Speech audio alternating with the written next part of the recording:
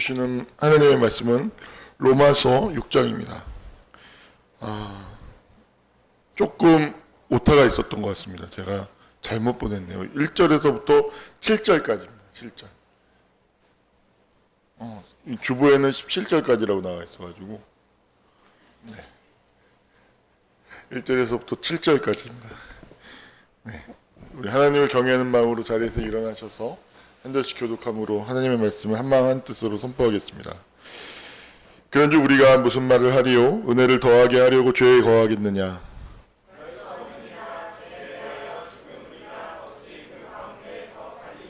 무릇 그리스도 예수와 합하여 세례를 받은 우리는 그의 죽으심과 합하여 세례를 받은 줄을 알지 못하느냐?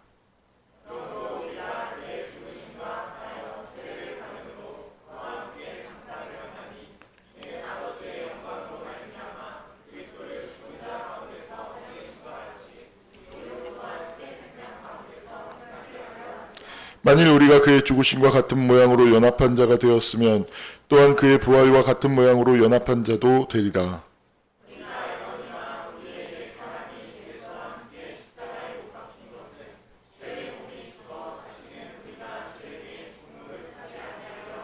함께 선포합니다.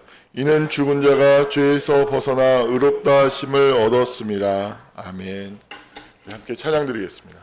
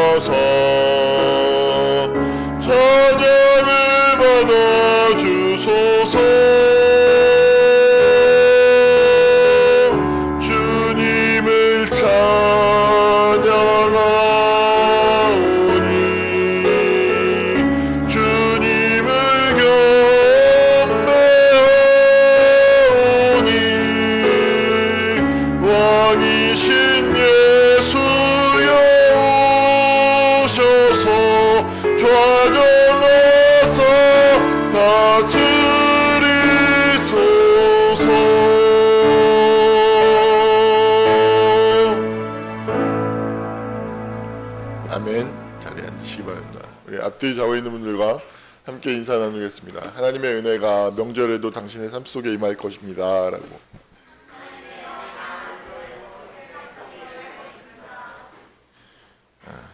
네.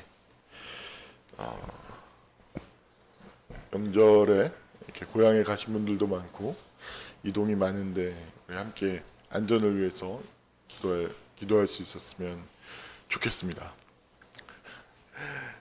제가 잠을 별로 자지 못해가지고 조금 목소리가 좀 힘이 없는데 목소리에 그 힘없음에 집중하지 마시고 목소리를 통해서 들려오는 그 내용 메시지에 집중하여 주시기 바랍니다. 그 죄에 대해서 좀 더 나아갈 죄의 의미를 한번 상기하는 시간을 또 한번 가져보면서 말씀으로 나아갈까 하는데요. 죄는 결국에 하나님과의 분리죠. 하나님과의 분리인데 그것은 고립감입니다.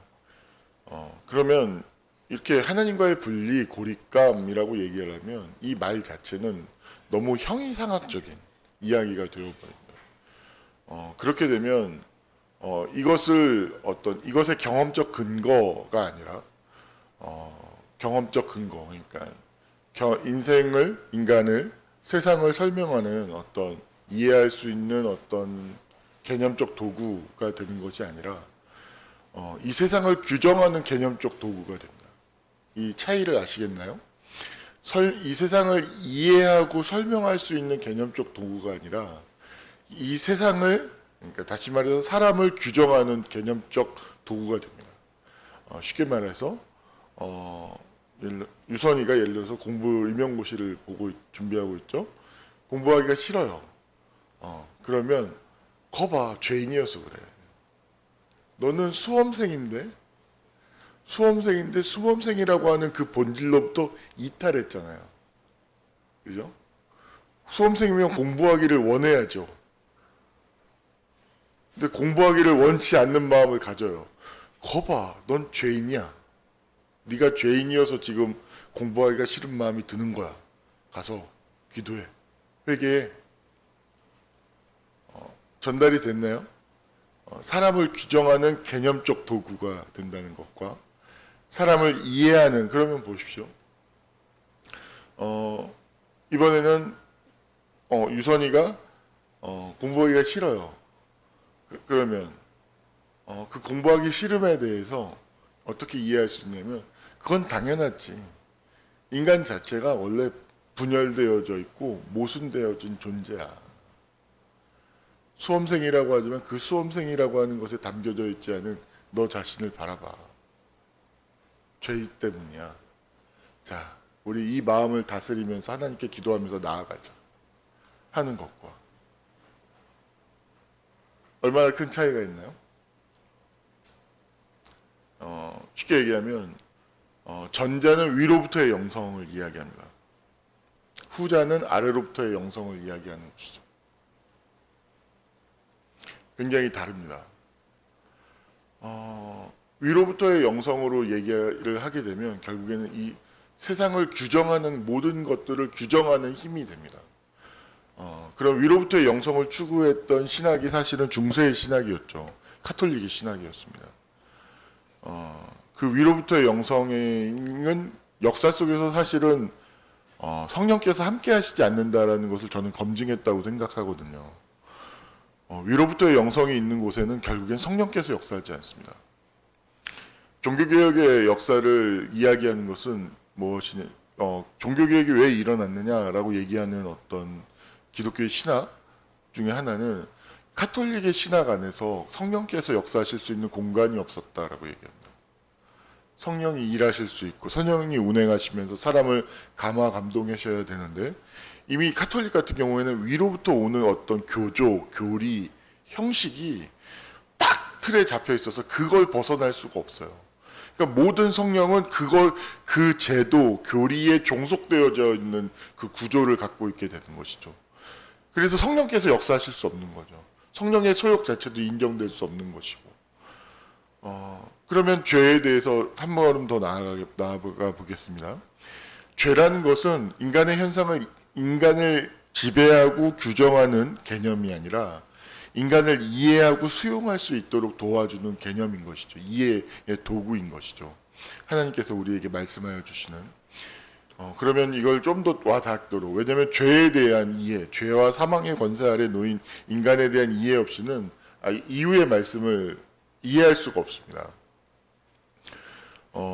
사람은 어렸을 때 성장하는 과정들을 통해서 좀 죄에 대한 이해를 키워가면, 아기는 엄마와 하나가 되어져 있죠. 그죠? 육체적으로는 이렇게 태어나는 순간서부터 떨어집니다. 그런데 그 마음은 떨어져 있지 않습니다. 엄마와 하나인 상태인 것이죠. 엄마와 하나인 상태에서 엄마로부터 인간은 되게 모호하게도 모든 다른 인간을 제외한 다른 존재들은, 다른 동물들은 본능의 기초에서 신체적인 것만 성장을 합니다. 그런데 매우 인간에게 있는 독특함, 유니크함은 무엇이냐면 언어를 가르쳐야 되는 것이죠. 언어적 존재이기 때문에 그렇습니다. 이 언어를 배우고 언어를 경험하는 과정을 통해서 인간은 비로소 인간다움을 형성할 수 있게 되는 것이죠. 그러니까 인간다움의 현상은 언어를 통해서만 나타납니다. 언어가 없는 곳에는 인간다움의 현상이 존재하지 않습니다. 인간도 동물과 똑같은 존재일 뿐인 것이죠. 털없는 원숭이인 것입니다. 정말로. 정말 죄송한데 태경아, 저희 물 좀.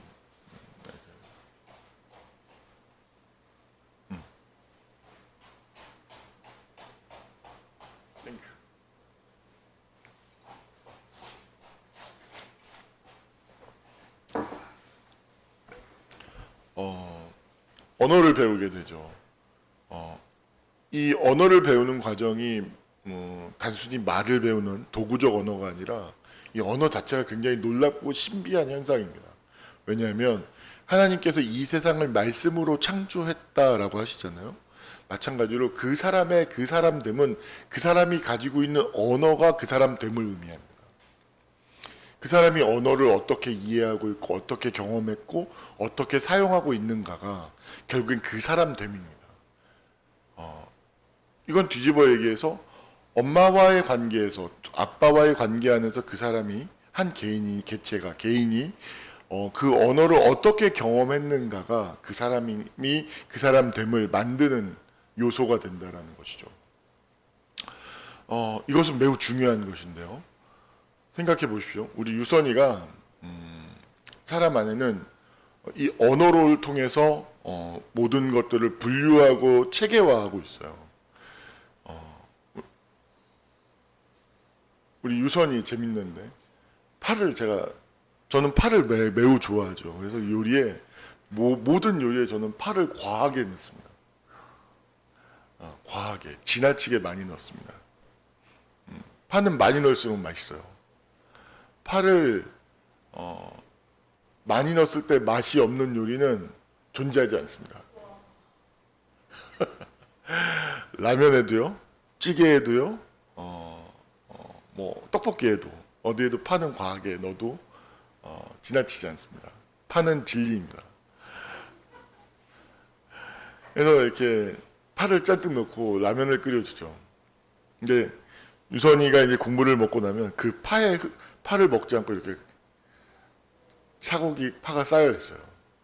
유선이 안에는. 파 먹어야지 하면 그제서 이제 먹기 시작합니다. 왜 그럴까요? 유선이 마음속에 그러니까 파라는 단어는 먹기 싫은 음식으로 이렇게 분류되어져 있습니다. 야채, 반면에 고기. 저번에 한번 유선이가 어떤 일이 있었냐면 뭔가 고기를 기대했다가 그날 저녁 때 고기가 아니라 메뉴가 바뀌어서 가지 요리가 나왔습니다. 가지. 유체 이탈을 보던 순간이었죠. 영혼이 빠져나가 텅 빈 존재가 됩니다. 음식 앞에 섰는데 텅 비어 있어요. 고기를 먹을 기대감으로 가득 차 있다가 텅 비어져 있는 유선이를 발견했죠. 그 또한 마찬가지로 그 마음 안에 고기는 먹을 맛있는 거, 가지는 맛이 없는 거 이렇게 분류되어져 있는 것이죠. 엄마와의 관계에서 언어를 경험하는 것은 분류 체계를 경험하는 것입니다. 굉장히 중요한 이야기를 향해서 한 걸음 나아가고 있습니다. 오늘 말씀과 이어집니다. 기가 막히게 이어질 테니까 기대하십시오.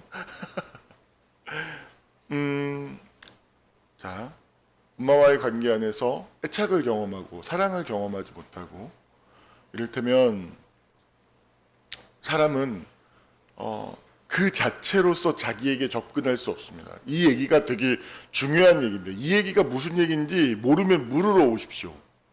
이 얘기를 알아들어야 설교를 제 몇 주 동안에 계속한 설교를 알아들을 수 있고 앞으로 할 설교도 이해할 수 있습니다. 인간은 그 자체로서 자기에게 접근할 수 없습니다. 이게 되게 중요한 것인데 그래서 예를 들어서 만약에 이게 가능하다면 예를 들어서 불행해요. 그래서 나에게 불행함을 내가 나에게 접근해서 넌 행복해, 난 행복해, 난 행복해 라고 해요. 그러면 해결되는 거죠. 내가 나에게 접근할 수 있어서 그 문제를 만질 수 있다면 그러면 다 해결되는 겁니다. 예를 들어서 뭐가 자신이 없어요. 공부를 해야 되는데 자신감이 없어요. 그러면 그거 어떻게 해결하면 되죠? 내가 나에게 접근해서 용기를 가져 하면 해결돼야죠. 그렇게 어떤 문제도 해결되지 않습니다. 여기서 굉장히 중요한데요. 이게 왜 그러냐? 인간은 자기 자신과 관계 맺고 있지만 직접적으로 자기 자신과 관계 맺을 수 없는 존재라는 사실이죠. 이거 매우 중요합니다. 매우 인간만의 독특함입니다. 유니크합니다. 그래서 인간은 관계가 필요하죠. 엄마와의 관계가 필요하고요. 아빠와의 관계가 필요하고 친구와의 관계가 필요하고 사람과의 관계가 필요합니다. 그 관계 안에서 무엇을 하게 되냐면 자기 속에 있는 이것을 외화, 외자로 바깥으로 끄집어내는 경험을 하게 되는데 자신 속에 있는 것을 끊임없이 바깥으로 끄집어내게 됩니다. 무엇이든지 끄집어내는 과정을 통해서 그 사람이 엄마가 그걸 어떻게 받아주느냐에 따라서 내가 끄집어낸 그것을 어떻게 분류하느냐가 결정됩니다. 예를 들어서 우리 온유가 가진 엄청난 공격성이 있죠. 굉장한 공격성이 있습니다. 지금도 공격성이 과할 때가 있습니다. 근데 지금은 그 공격성을 다 수용해주고 받아주었더니 되게 많이 온유한 아이가 되었어요. 어린이집에 가면요, 온유보다 더 온유한 아이가 없어요. 저희 가족들, 엄마 아빠 품 안에서는 그 공격성을 마음껏 표현하지만요, 어른 바깥에 이렇게 사회적 그 아이에게 있어서 어린이집 가면 온유보다 더 온유한 사람이 없습니다. 정말로. 온유가 그 공격성을 표현했을 때 그것을 어떻게 받아주냐면 그것을 다 받아줍니다. 다 받아주면서 사랑해줍니다. 그랬을 때 온유는 어떻게 생각하냐면 이 공격성은 수용받을 수 있어 라고 표현하게 됩니다. 그래서 온유가 이 공격성이라고 하는 것은 뭐냐면 능동성과 연결되어 있거든요. 그래서 되게 감사한 건 뭐냐면 이 공격성을 다 수용해 줬더니 파생되는 영향이 무엇이냐면 온유가 어떤 인지적으로 발달이 빠른 아이가 아니에요. 한글을 배우는데 가르치는 엄마가 되게 많이 인내심이 필요합니다. 되게 많이. 오히려 옆에서 곁눈질로 배우는 여름이가 더 빨리 배워요. 그래서 이렇게 얘기합니다. 나는 한글 다 아는데.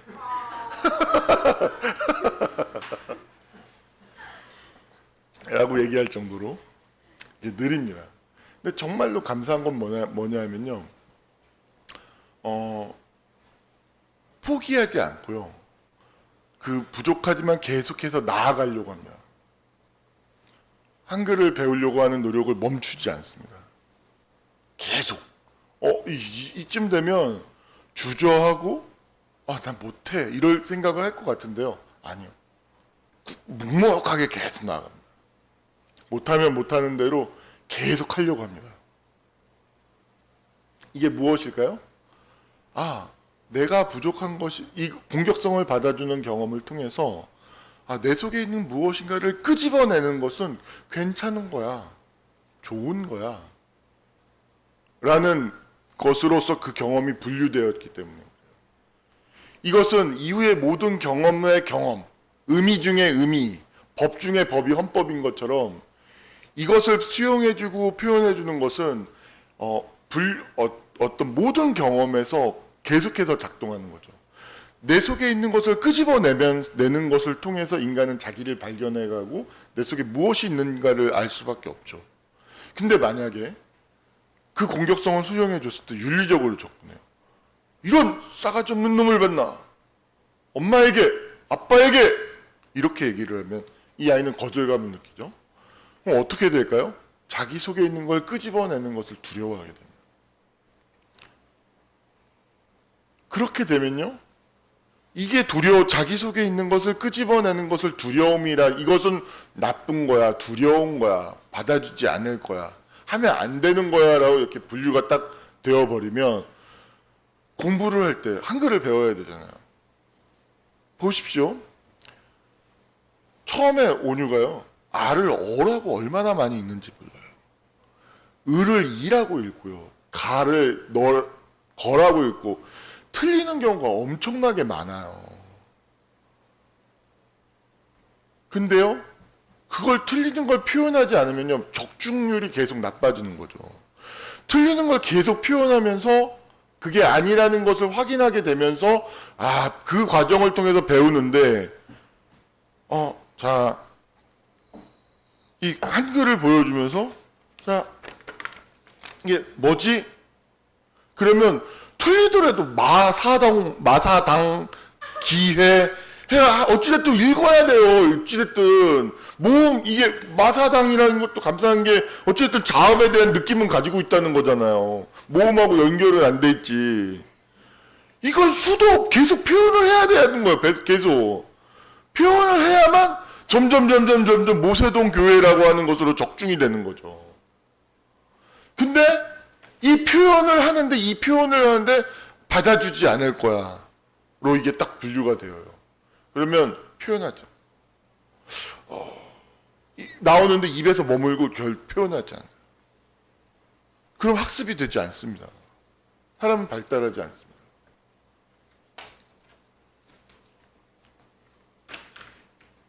되게 중요한 거죠.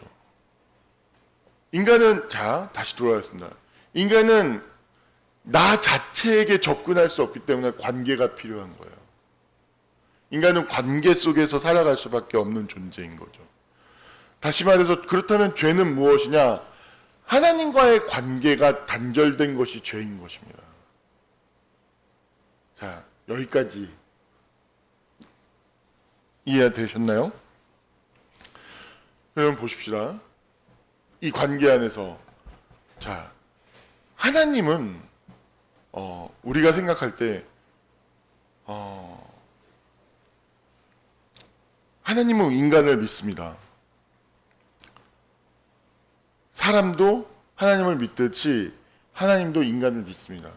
저는 그것을 무엇을 통해 알 수 있냐면 제가 자주 이야기하지만 하나님께서 인간을 전적인 타자, 완전한 자유, 당신 자신을 우리를 인간을 창조한 하나님조차도 부정할 수 있는 자유를 주었다는 것이죠. 이것은 무엇을 전제로 하는 것이냐면 하나님께서 인간을 믿는다는 것이죠. 인간을 사랑한다는 것입니다. 이 사랑, 이것은 사랑인 것이거든요. 인간은 이 사랑을 정말로 온전히 경험할 때 신뢰를 경험할 수 있고 그 믿음 안에서 인간은 성장하기 시작합니다. 그러니까 모든 것의 토대는 사랑인 것이죠. 사랑이 없는 자유는 인간을 파괴시킬 뿐입니다. 사랑이 있어야만 인간은 자유고도 의미를 가질 수 있는 것이죠.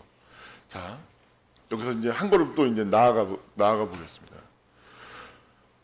죄라는 것은 무엇이냐면 하나님과의 관계가 단절된 것이죠. 그리고 하나님과의 관계를 무엇이 대체하게 되냐면 바로 율법이 대신하게 됩니다. 근데 이 율법은 무엇을 이야기하냐면 기본적으로 거절을 바탕으로 합니다. 거절. 온유 예를 또 들겠습니다. 온유가 공격성으로 표현해요. 표현이 얼마나 이걸 엄마 잘라버릴 거야. 엄마 찌를 거야. 아빠 찌를 거야. 아빠 여기 손 이랬으면 좋겠어. 해요. 이렇게 표현한다고요. 율법적으로 접근하면 이건 정죄받아야 되는 거죠. 아빠라는 상징에, 엄마라는 상징에 도전한 거대한 모독인 거죠. 근데 그게 진짜 온유의 마음일까요? 아니에요. 그러다가 제가 이렇게 뭔가 이렇게 좀 다치잖아요? 그럼 온유가 제일 먼저 달려와서 아빠 안 다쳤어? 하고 만져줘요. 확인해요. 그리고 안 다쳤다고 생각하면 다행이라고 생각해요. 이게 온유의 마음인 거죠. 진짜 마음인 거죠. 자, 보십시오. 인간은 율법의 지배를 받게 될 때 무엇인가를 외화할 수 있는 가능성 자체가 끊어집니다.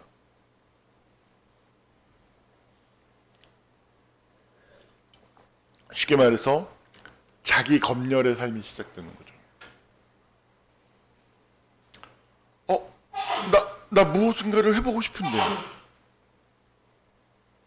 스스로가 검열해요. 율법 때문에. 이건 안 되는 거야. 자기 그럼으로 말미암아서 자기 관계를 맺을 수가 없죠. 이게 바로 근본적인 인간의 자기 소외 상태인 것입니다. 스스로를 검열하고 있는 상태. 그것이 자기 소외인 것이죠. 반면에 하나님은요, 뭐든지 허용하십니다. 이게 매우 안타까운 것은 무엇이냐면 이 하나님 경험의 이 관계 경험을 인간은 어린 시절에 해야 된다는 거예요. 어린 시절. 근데 커서 하게 되면 무엇이 들어오게 되냐면 하면 안 되는 것이 들어오게 됩니다. 이해가 되나요? 온유는 모든 걸 허용할 수 있죠. 왜냐하면 모든 걸 죄를 지을 가능성이 별로 없습니다. 이해되시나요? 죄를 져봤자 무슨 죄를 짓겠습니까? 그 어린아이가 무슨 태어나서부터 7세 사이에 무슨 죄를 짓겠습니까? 무슨 범죄를 저지르겠습니까? 범죄 안 저질르죠, 그죠? 그렇기 때문에 모든 것을 허용해 줄 수 있어요. 모든 것을 표현해 줄 수 있고요. 근데 나이를 먹어서는요, 그게 안 됩니다. 매우 안타깝게도. 자기 제한이 필요합니다. 자기 제한. 그게 어려움에 있는 것이죠. 그 부분에서. 무엇인가를 허용해 주고 싶은데 이 허용이 악을 만들어낼 수 있는 가능성이 있기 때문에 그 자기 제한이 필요한 것이죠. 이 스스로가 자기를 제한하는 것을 할 때, 무엇을 스스로가 제한해야 되는 것인지를 아는 상태를 저는 지혜로운 사람이라고 생각합니다. 쉽게 말하면 나아가야 될 때와 나아가지 말아야 될 때와 무엇인가를 해야 할 때와 하지 말아야 될 때를 아는 사람, 그가 지혜로운 것이죠. 자, 보십시오. 그러면 죄라는 것으로 나아갈 텐데 우리가 지금 무엇에 대해서 오늘 성경 말씀 핵심은 뭐냐면 죄에 대해서는 죽고 생명, 예수 그리스도에 대해서는 살아야 된다라는 것입니다. 그렇죠? 자, 보십시오. 용기. 또 하나는 거절감에서 비롯되는 수치심. 이 두 가지 키워드를 놓고 한번 봅시다. 무엇인가를 하고 싶어요. 뭔가를 새롭게 해보고 싶고 배우고 싶어요. 그때 내가 그것에 대해서 주저하고 두려워한다면 나는 용기에 대해서는 죽어 있는 것이고 수치심과 거절감에 대해서는 살아있는 것이죠. 이것은 왜 그럴까요? 아까도 전에도 온유 얘기했잖아요. 내가 성장하는 과정에서 분류체계. 좋고 나쁨, 살아있음, 죽어있음이라고 하는 그 분류체계 안에서 내가 움직이고 있기 때문인 거예요. 무엇인가 새로운 걸 배워야 돼요. 무엇인가 새로운 걸 해야 돼요. 근데 갑자기 생각지도 못하는 피로감이 막 몰려와요. 갑자기 아프기 시작해요. 이유가 뭘까요? 용기에 대해서, 할 수 있다는 믿음과 소망에 대해서 내가 죽어 있기 때문에 그렇습니다. 반면에 넌 못할 거야. 난 안 돼. 그러니까 안정을 추구해. 그냥 여기 뭘 도전하려고 이쯤에서 만족하고 이 정도에서 살아. 이것에 대해서는 살아있는 것이죠. 전달됐나요? 예수 그리스도를 믿는다는 건 새로운 분류 체계를 갖고 있는다는 거죠. 제가 이게 꼭 정확한 것은 아니지만 오늘 말씀은 어떻게 전달하지 되게 오랜 고뇌와 고민 끝에 어떻게 쉽게 전달할 수 있을까라는 많은 고민을 하면서 도달한 비유입니다. 비유로서 여러분에게 나아가고 있는 새로운 분류 체계를 갖고 있는 것이죠. 우리 유선이가 성장하는 과정에서 야채는 맛없는 것, 고기는 맛있는 거예요. 근데 예수를 이제 어른이 됐어요. 성인이 됐어요. 예를 들어서 저와도 관계가 맺고 미라와도 관계가 맺고 이 과정은 새로운 분류 체계를 가지게 되는 경험이게 되는 거죠. 이 안에서 전에는 파는 쳐다도 보지 않아요. 유선이가 전에 과거에 얼마나 많은 야채를 버렸을까? 보여요. 보지도 않아요. 다 보여요. 탕수육 있으면 그 소스에 있는 당근, 목이버섯, 양파는 절대 안 먹었을 것 같아요. 오로지 단맛을 주는 소스만 고기만 짝짝 찍어 먹고 양파는 다 버려. 유선이 너도 그랬구나. 깊은 공감의 웃음을. 여기 또 한 명 있네요. 야채 안 먹는. 어른이 돼요. 누군가 또 관계를 맺어요. 새로운 분류 체계를 갖는 것이죠. 야채도 먹어볼까? 먹는 거예요. 먹어보면서 분류 체계 안에서 경험할 수 없었던 당근의 흙맛이 생각보다 맛있네 하는 거죠. 당근을 싫어하는 사람이 굉장히 많더라고요. 전 당근 되게 좋아하거든요. 당근을 하면서 요 계란에 넣습니다.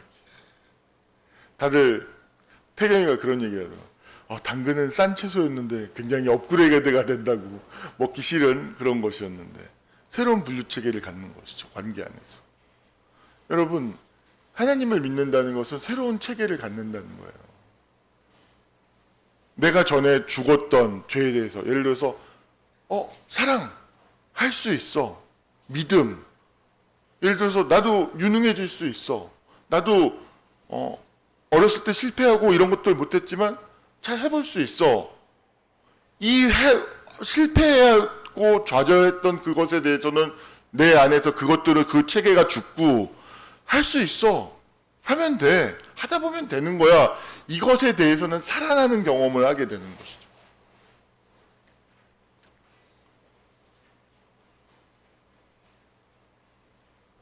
너무 쉽죠?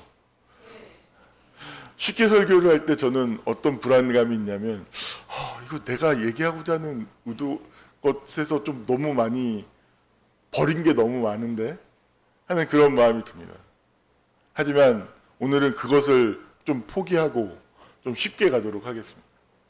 제가 그동안 너무 설교를 어렵게 했다는 어떤 자기 반성을 해가지고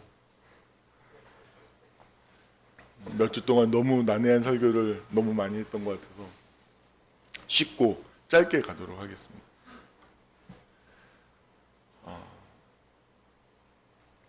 그래서 예수와 관계를 맺는 것, 이것이 이제 되게 중요한 것이 기도론으로 넘어가게 됩니다. 왜 기도하게 될까요, 여러분? 왜 기도하게 될까요? 우리는 본성적으로 이전의 분류 체계 안에서 살아가고 있습니다. 쉽게 얘기하면 야채는 먹을 수 없는 거야 라는 거죠. 그럼 행동이 이미 나를 지배하고 내 행동에 영향을 미치고 있어요. 그러면 이것에 브레이크를 걸고 할 수 해야 되잖아요. 그때 여러분 어떻게 합니까? 기도 외에는 이런 유가 나갈 수가 없다고. 그 순간이 바로 기도해야 되는 순간인 것이죠. 파가 너무 먹기 싫어요, 주님. 고기를 먹는다고 했다가 가지라니요. 가지가 너무 먹기 싫어요, 주님. 하지만 주님, 이 가지도 맛있게 먹으면 되게 좋은 영향을 주고, 고기를 먹으면 배가 충만할 텐데 가지를 먹으면 허하지만 주님 이따 한 10시쯤에 그러면 간식을 먹도록 하겠습니다, 주님. 주님, 이 만족이 참 기준이 낮아진데 이 만족의 기준을 낮추고 이 가지 요리를 정성스럽게 한 친구를 생각하면서 감사함으로 먹겠습니다. 이 감사를 선택합니다, 주님. 내게 능력 주시는 자 안에서 이 가지를 맛있게 먹겠습니다. 예수님의 이름으로 기도합니다. 아멘. 기도하고 가지다. 진짜 맛있다. 가지가 이렇게 맛있는 줄 몰랐어. 하게 되는 거죠. 아주 쉽게 얘기했죠. 공부를 하다가 우리 공부하는 친구들 어쩜 이렇게 내 머리가 나쁜 데를 발견하게 되는 순간, 어쩜 이렇게 머리가 이렇게 아둔할 수가 있을까 하는 순간, 어렸을 때 분류치기 안에서 넌 무수히 실패했잖아. 전교 1등도 한 번밖에 해본 적이 없잖아. 누구는 10번씩 하던데. 전국 1등? 넌 한 번도 전국적인 수준으로, 예를 들어서 그런 식으로 분류체계 너는 안 돼라고 하는 것이 아니라 그때 그 순간에 기도하는 것이죠. 주님, 제가 왜 이렇게 이해를 못하는지 모르겠습니다. 주님, 한 걸음 떨어져서 생각해 봅니다. 주님, 지혜를 주십시오. 제가 지혜를 원합니다. 라고 기도하고 부딪혀 보는 것이죠. 저는 다른 것을 경험하게 되리라고 확신합니다. 그리고 계속 부딪혀 나가는, 안 될 때마다 계속 기도하게 되는 순간이 찾아오는 것이죠. 그때마다 기도하는 것입니다. 왜 기도할 수 있는 근거가 될까요? 내게 죄에 대해서는 죽고 내가 의에 대해서, 생명에 대해서 살았다라는 믿음이 있기 때문인 것이죠. 다시 말해서 안 된다라고 하는 이 부정에 대해서는 죽고 하면 된다나 할 수 있다라는 그 긍정에 대해서는 내가 살았다라는 믿음을 갖고 있기 때문에 그런 거죠. 그렇기 때문에 내가 만나게 되는 그 모든 마이너스에서 기도를 통해서 그 모든 상황을 플러스로 바꿀 수 있다는 믿음을 갖고 있기 때문에 그런 것이죠. 그래서 믿음을 가지고 있는 사람들에게서 나타나는 증상은 무엇이냐? 시시때때로 기도한다는 것입니다. 삶은 매 순간 기도하는 상황으로 가득 차고 넘쳐납니다. 기도하지 않고는 살 수 없습니다. 기도하지 않는다는 거 정말 죄송하지만요, 하나님을 가까이 하지 않고 있다는 뜻입니다. 기도해야 되는 상황으로 하루에 24시간 중에서 얼마나 많은 시간들이 채워져 있는지 모릅니다. 그래서 기도하게 되는 것이죠. 그리고 이 기도를 통해서만 우리의 믿음이 실효적으로 내 삶 속에서 나타나기 시작합니다. 그러니까 하나님의 실효적인 지배가 시작되는 것이죠. 우리 순종이 지금 굉장히 직장생활에서 힘들어요. 얼마나 많은 환상이 많은지 몰라요. 그 환상이 올 때마다 그 환상이 정말 사실처럼 느껴지거든요. 실제인 것처럼 느껴지거든요. 그때마다 기도해야죠. 이건 사실이 아니야. 그리고 이것에 대해서 막 이러쿵저러쿵 하는 것보다 제가 계속 순종에게 가르친 것이 그냥 수긍하고 머리를 끄덕이면서 그렇구나 하면서 받아들여라. 예를 들어서 저 직장 상사가 예를 들어서 보았을 때 되게 무례하고 나쁜 사람인 것 같아. 이기적이고. 그러면 저 인간 어떻게 저렇게 나쁜 놈인지 막 이러면서 비판하고 막 판단을 엄청나게 해요. 그러지 말아라. 그냥 저 사람은 저런 사람인가 보다. 받아들여라. 놀라운 건 뭔지 아십니까? 내가 저 사람을 바꿀 수 없잖아요. 그러면 저런 사람은 이렇게 받아들이게 되면 저런 사람은 가깝게 하지 말아야지, 가까이 하지 말아야지, 저런 사람하고는 내 속마음을 이야기하지 말아야지 하는 어떤 인생을 배우죠. 그런데 계속해서 속에서 비난하고 정죄하고 판단하고 있잖아요. 그럼 시간이 지나면 뭐밖에 경험하지 않냐면 저 사람을 비난하고 정죄하고 판단한 것만 경험한 거예요. 저런 사람은 저렇게 생각하니까 이렇게 거리를 둬야지, 이렇게 얘기를 해야지 하는 거는 하나도 안 배우고요. 그냥 비난하고 정죄하는 것만 배운 거예요. 그럼 왜 비난하고 정죄하는 것만 배웠을까요? 그 마음 체계 안에서 뭘까요? 두려움 때문인 거예요. 저 사람이 두려운 거예요. 날 잡아먹을까 봐. 그래서 계속 방어하는 거거든요. 공격하고 비난하면서. 그럼 뭘 배우지 또 못하는 걸까요? 수긍하면은 저 사람은 날 잡아먹지 못해 라는 걸 또 배우지 못하는 거죠. 그러면 그런 상황이 올 때마다 순종이는 계속 기도해야 되는 거예요. 주님, 저 사람은 날 잡아먹을 수 없는 자입니다. 저는 안전합니다. 기도하고, 주님, 비난하고 정죄할 이유가 하나도 없습니다. 제가 저 사람이 저런 인간이 되는데 보탠 게 하나도 없으니까요.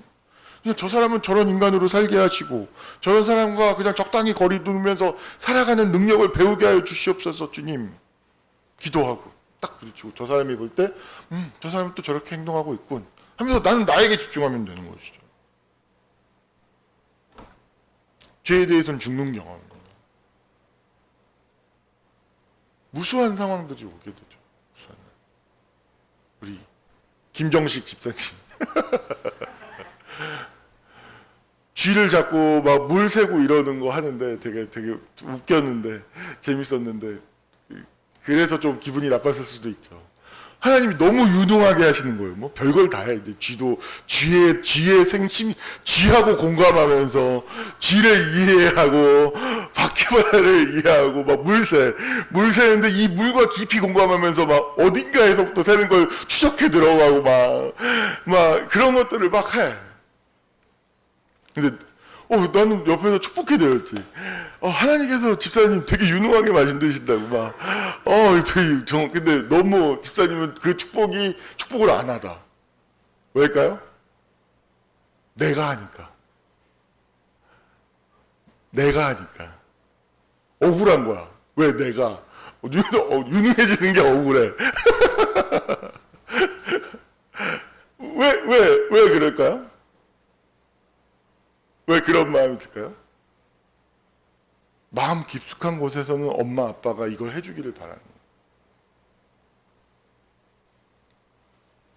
그래서 엄마 아빠가 있어서 난 너무 든든해, 너무 좋아, 이 마음이 있는 거야. 근데 이걸 내가 하다 보니까 엄마 아빠가 없는 게 서러운 거야. 그리고 그런 나 든든해 이런 엄마 아빠가 없는 게 너무 억울하고 서러운 거지. 그러니까 내가 유능해지고 있음에도 불구하고 그 유능한 경험이 그 구도 안에서는 서러운 경험. 그래서 결국엔 다 했지만 내가 해냈구나. 내가 이렇게 유능해졌구나. 라는 성취감이 아니라 분하고 억울한, 다시는 하고 싶지 않아. 하여튼 이 경험으로 분류가 되는 거죠. 그럼 그 순간에 어떻게 할까요? 기도해야죠. 주님 서럽습니다. 주님, 이것이 또한 삶의 한 부분인 것을 받아들입니다. 이 세상에 존재하는 아버지, 어머니 없음의 사람들을 무수히 봅니다. 저도 그런 인생에 태어났고요. 주님이 이 아버지, 어머니 없이 홀로 서는 이 아픔, 이 서러움을 받아들입니다. 그러나 주님, 내가 기도할 수 있음에 하나님이 나와 함께하고 있음에 또한 감사합니다.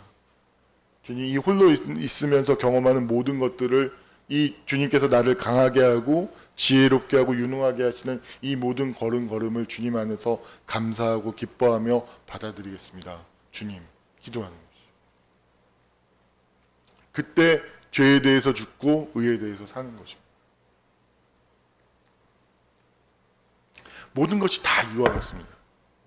우리가 그리스도 안에서 산다는 것은 죄에 대해서 죽는다고 하는 것은 다 이와 같은 과정을 통해서 나아가게 되는 것입니다. 그래서 기도하는 것입니다. 기도는 그래서 능력이라고 우리 믿을 신앙의 선배들이 이야기하는 것입니다.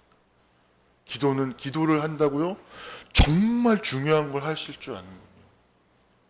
정말 돈 내고 배워야만 하는 놀라운 기술을, 삶의 기술을 터득하고 있군요.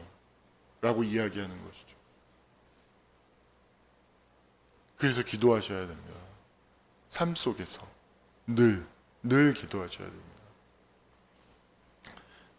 말씀을 마무리를 하겠습니다. 시간이 벌써 많이 갔네요.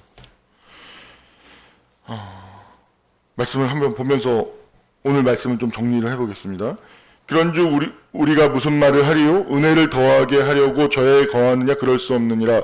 죄에 대하여 죽은 우리가 어찌 그 가운데에서 살리요? 무릇 그리스도 예수 합하여 세례를 받은 우리는 그의 죽으심과 합하여 세례를 받은 줄을 알지 못하느냐? 그러므로 우리가 그의 죽으심을 합하여 세례를 받음으로 그와 함께 장사되었나니 이는 아버지의 영광으로 말미암아 그리스도를 죽은 자 가운데 살리심과 같이 우리로 또한 새 생명 가운데서 행하게 하려 하심이라.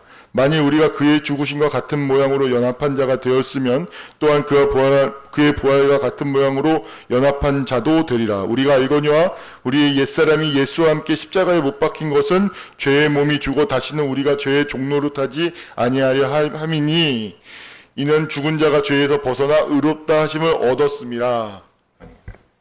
이 말씀을 분류체계라는 은유로, 비유로서 대신한 것입니다. 그 죽음과 연합함에 대해서 이것이 우리의 마음속에서 어떻게 작동하느냐, 언어로서 작동하느냐, 분류체계, 인간은 분류체계를 가지고 있는데 그리스도가 이 분류체계에 대해서 세상에 준 그 분류체계에 대해서 죽고 하나님이 우리에게 주신 이 새로운 언어, 관계 이 안에서 다시 살아나는 것을 의미하는 것이죠. 그게 바로 새로운 생명이고 그것이 바로 새로운 연합이라는 것을 제가 은유입니다. 은유. 무수하게 설명할 수 있지만 그 중에 one of them, 그것 중에서 하나를 딱 잡아서 은유로서 여러분들에게 쉽게 전달하기 위해서 이렇게 얘기한 것입니다. 그래서 기도하는 순간이 하나님과 연합하는 순간입니다. 그리고 기도하는 순간이 새로운 생명이 되는 순간입니다. 이렇게까지 얘기할 수 있습니다. 여러분, 기도합시다. 우리 삶 속에서 기도합시다. 우리 상민이 일터에서 바빠 죽겠대요. 기도해야지. 기도해. 전화하지 말고.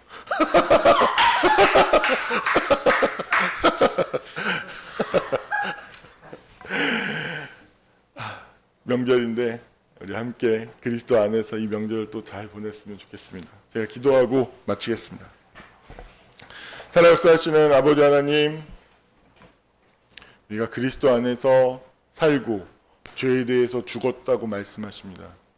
아니, 이것이 무엇인지를 함께 나누었습니다. 주님, 우리를 지배하고 있는 이 분류의 체계들이 있습니다. 그것에 의해서 지배당하고 행동하면서 늘 같음을 반복하면서 어둠을 반복하고 죄를 반복하고 죽음을 반복하면서 인생을 사는 것이 아니라 그거에 대해서 죽고 하나님이 주시는 생명의 옷, 이 새로운 의, 이 언어 안에서 살아서 우리가 새로 많은 열매를 맺고 우리가 할 수 없었던 것들을 이루며 성취하며 열매 맺으며 살아가는 복 있는 자로서 삶을 살아갈 수 있도록 주님께서 함께하여 주시옵소서. 이 모든 것을 우리를 죄에서 구원하신 예수님의 이름 받들어 기도하옵나이다. 아멘.